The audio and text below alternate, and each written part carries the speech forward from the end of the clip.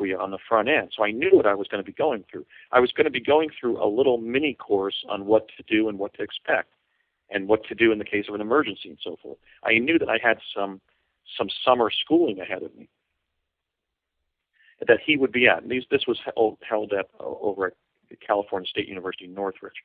So I knew that, I had some specialized training ahead of me. And I guess because I was somewhat I took some umbrage in the way in which these kinds of pressures and responsibilities had been placed on me in childhood when I was attached to Project Pegasus. I was pretty much just sick of dealing with the Defense Department. I mean, the reemerge, them placing a CIA agent in my life and then him asking me, do you want to go to Mars?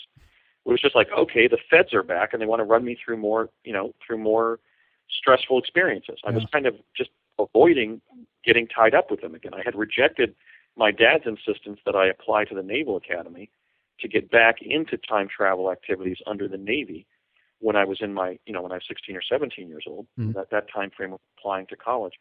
And so I was essentially not particularly eager to get involved with the Defense Department again. I'd already been there and, done that. That's kind of how it was. It wasn't deep resentment and it wasn't profound fear. It was just like, why do you people have to be in my life again? Okay, so he's asking me whether I want to go to Mars. And we have that conversation, and I kind of listened to it, and I thought, by then, certainly my moral and philosophical development was advanced enough where I always thought that if, for example, in a natural disaster or an accident or something, I could sacrifice myself on behalf of my fellow human beings. I had thought about such philosophical questions. We had covered them, obviously, in some of my college schooling. And I said, well, if it's that serious, if the survival of the human race depends on me going, I'll go. So then they ran me through some seminars at Cal State Northridge, but they were very minimal, okay? Some of it was just what I was going to be wearing, which was a crystal helmet with a communication and a respiration capability in it, just like the one that we had worn for that chronovisor probe in 71 up at ITT Defense. Right. So I was familiar with that. So he basically drove me in his car. I mean, I walked down from our home down to an intersection in Chatsworth, California, where we were living, and Hunt came up and picked me up, just like he said he would. And we drove from Chatsworth to El Segundo.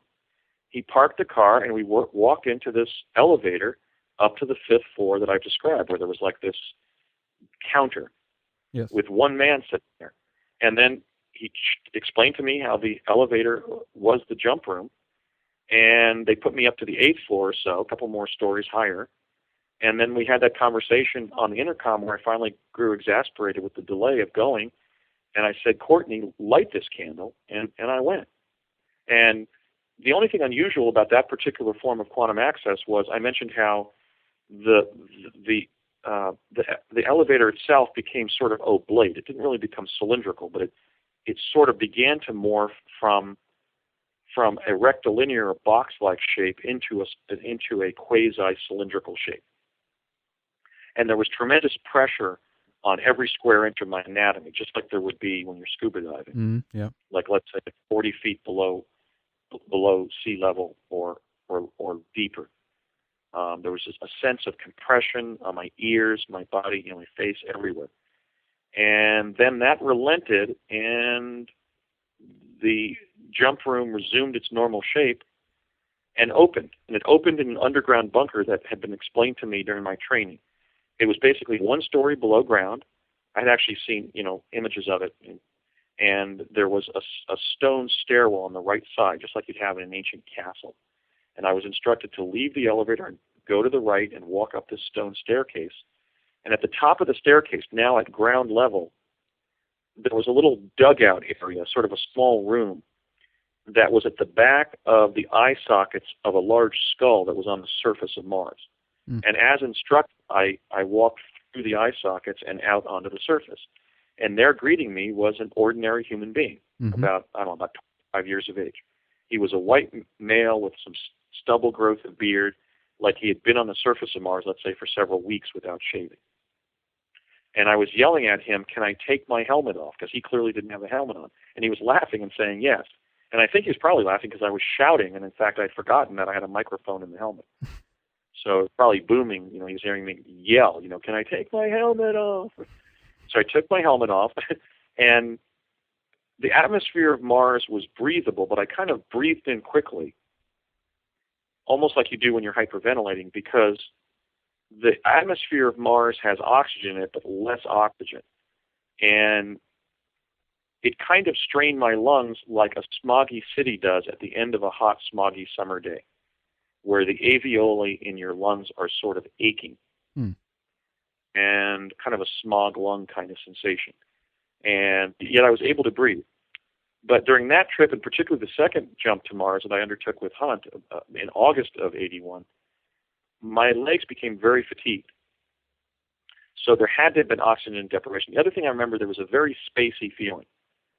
I felt spaced out the more time I spent on the surface of Mars. So after I arrived there, then a female and a male walked up. They were around the same age as this guy, early 20s, mid-20s. And I just sort of hung out there. The girl even smoked at one point, so her lungs were clearly adapted to the lower oxygen levels. And I remember when I later asked Hunt how we were able to breathe on Mars if there was only the sparsest vegetation on the ground.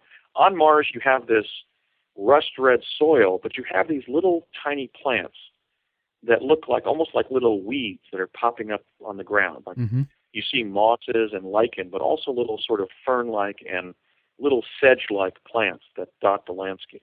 Just like when you're hiking in the desert around Sedona, New Mexico, and you've got that red soil, the dark rust-red soil, and these little sedges and stuff that are cropping up. So the girl actually took out a cigarette and began smoking, which is sort of like she could tell I was totally spaced out of my mind because I was on the surface of another planet and kind of adjusting to it psychologically. Yes. And after about an hour, I said, "Am I free to go now?" And he said, "Yes, you can go." Actually, I said at one point, "Can I go?" And then they didn't say anything. And then I said it again, "Am I free to go?" And they didn't say anything. And then after about an hour, I said again, "Look, can I get out of here and go back to Earth?"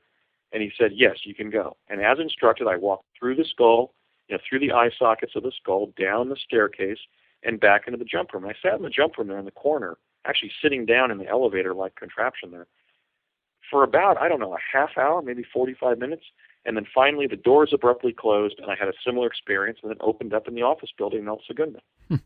It's easier to go to Mars that way than it was to fly from, I recently flew from Portland, Oregon to Anchorage, Alaska, and that was more exhausting than teleporting to Mars.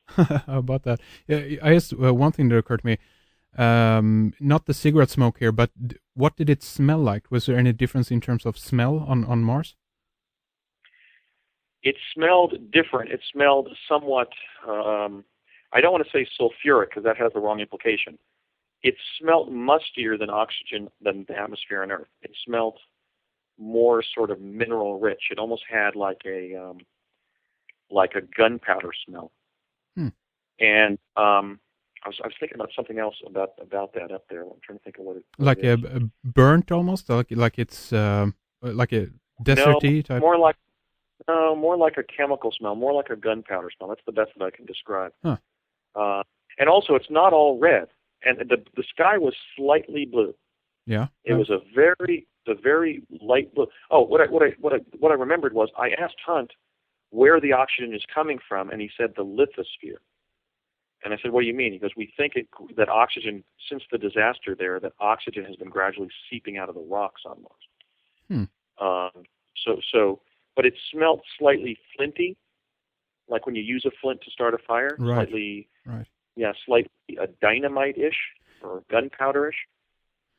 Do you briefly want to just mention if you know anything about what actually happened there then? Was it we've heard ideas from various researchers and people about cataclysm, so to speak, in our solar system, and Mars was one of these planets that was affected by this as well. Are you talking about the same event here, or did something else happen up there? Do you know?